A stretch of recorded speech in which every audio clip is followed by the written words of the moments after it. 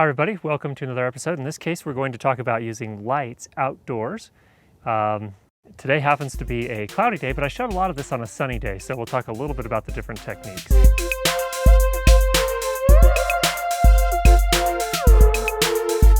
Now, a couple of things. In this particular case, outdoors, I have the incoming rainstorm with the very dark clouds. Using the lights, the lights are daylight balanced, remember. I've set the white balance to cloudy. And what that does is it makes it so that these lights actually produce a sort of warmish cast. So it almost gives it sort of a sunset look.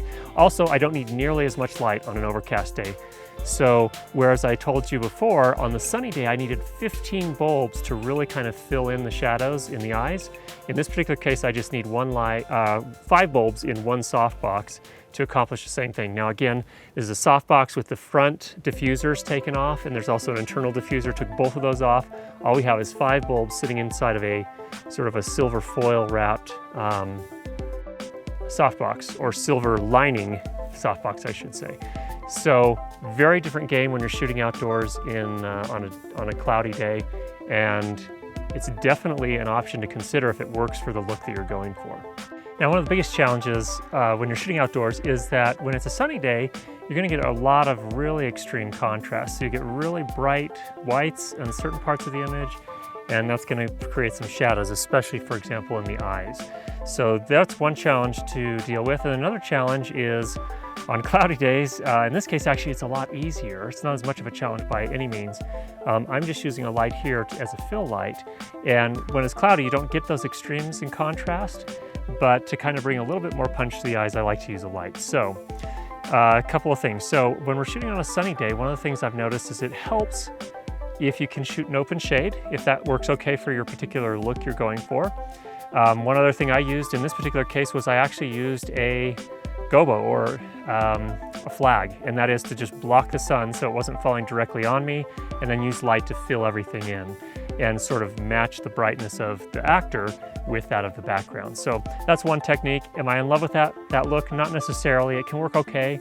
It definitely beats the super extreme midday sun look where the sun's beating down on top of your actor and their eyeballs or their eye sockets are all dark.